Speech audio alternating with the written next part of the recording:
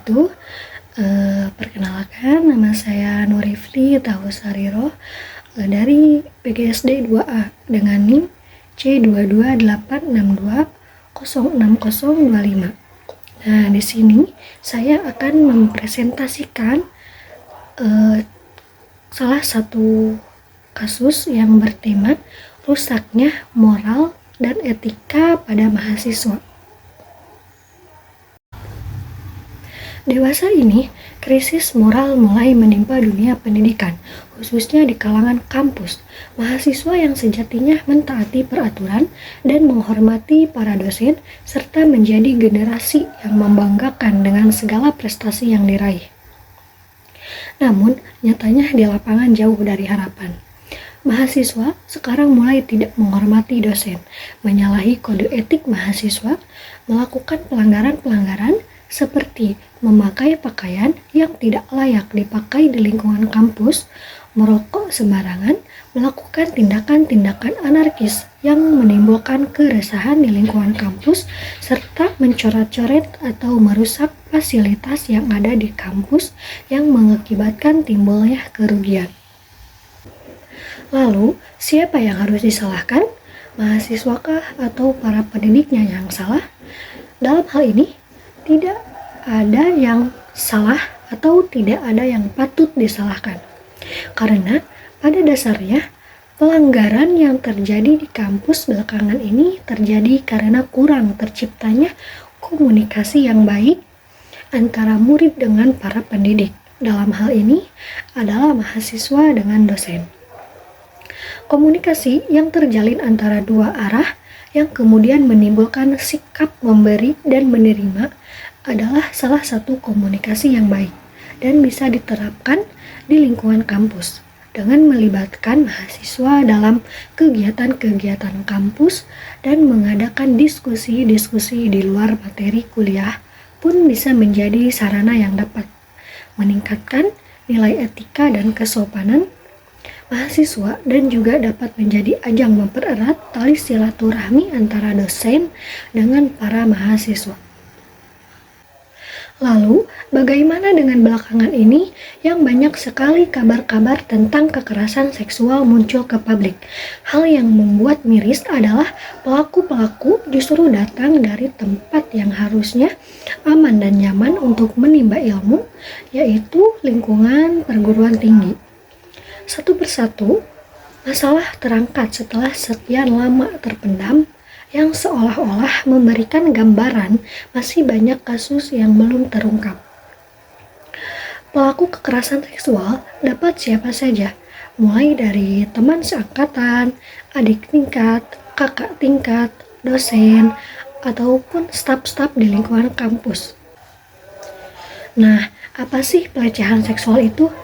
Pelecehan seksual merupakan perilaku yang mengganggu dilakukan oleh seseorang atau kelompok orang terhadap pihak lain, berkaitan langsung dengan jenis kelamin pihak yang diganggunya, menurunkan martabat dan harga diri orang yang diganggunya. Nah, kenapa sih itu dapat terjadi? Beberapa penyebabnya adalah yang pertama, karena adanya relasi kuasa yang timpang.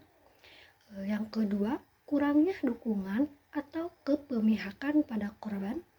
Dan yang ketiga, payung hukum di kampus yang belum komprehensif.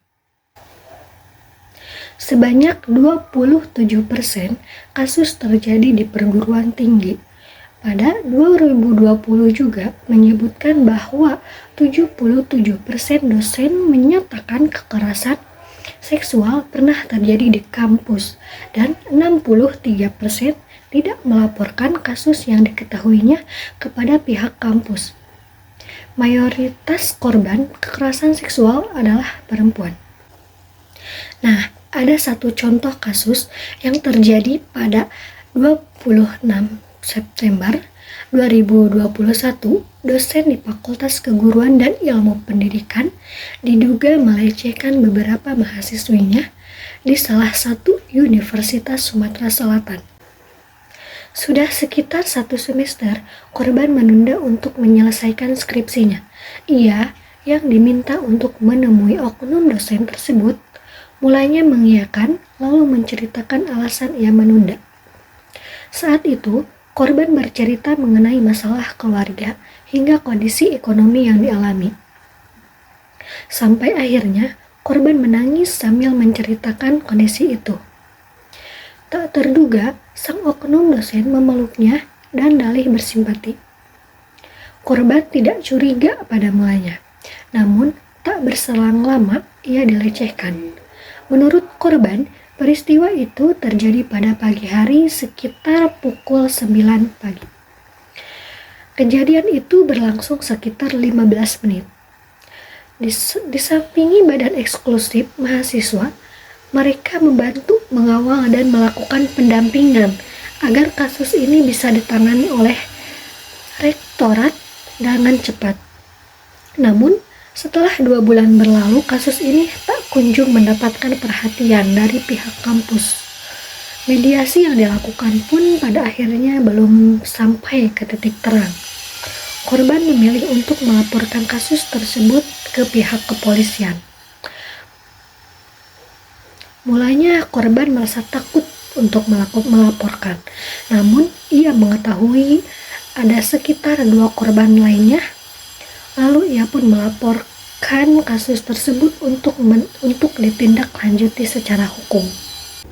Sebagai negara hukum, Indonesia memberikan perlindungan bagi setiap warga negaranya dengan cara menyediakan lembaga yang mampu memberikan keadilan dalam bentuk peradilan yang bebas dan netral. Bentuk perlindungan terhadap masyarakat dilakukan oleh negara, salah satunya ialah memberikan perlindungan hukum melalui proses peradilan apabila terjadi tindak pidana. Salah satu pihak yang sangat membutuhkan perlindungan dalam suatu tindak pidana adalah korban tindak pidana. Ada 2 teori yang dapat membantu untuk menganalisis mengenai pemahaman bentuk-bentuk kekerasan seksual. Yang pertama, dalam pandangan Michel Foucault bahwa kekuatan tidak terbatas pada lingkungan, namun bebas terjadi dimanapun. Hanya saja, peran dosen dan mahasiswa tidak hanya sebatas hubungan di lingkaran kampus, tetapi masih melekat bagi kedua saat berada di luar kampus. Yang kedua, Johann Galtung menjelaskan mengenai bentuk-bentuk kekerasan yang terjadi dari hasil relasi laki-laki dan perempuan. Adanya praktik-praktik yang melanggengkan kekerasan langsung dialami perempuan secara struktural maupun kultural. Kekerasan seksual dalam pandangan Galtung masuk dalam kategori kekerasan langsung. Nah, kemudian efek yang bisa terjadi pada korban pelecehan seksual antara lain seperti kemampuan di sekolah atau pekerjaan yang menurun, serta jumlah absensi meningkat. Bisa juga terjadi kehilangan pekerjaan atau karir, dan kemudian kehilangan pendapatan. Sedangkan pada korban dari lingkungan perguruan tinggi yaitu mahasiswa, korban dapat saja membatalkan kuliah, mengubah rencana akademik, atau berhenti kuliah. Nah, selanjutnya, apa sih solusinya? Yang pertama, solusinya yaitu pembentukan Satgas Pelecehan Seksual. Yang kedua, hindari berduaan dengan lawan jenis. Dan yang ketiga, kampanye pencegahan pelecehan seksual. Nah, baik, cukup sekian presentasi dari saya mengenai rusaknya moral dan etika pada mahasiswa. Mohon maaf bila ada kekurangan. Wassalamualaikum warahmatullahi wabarakatuh.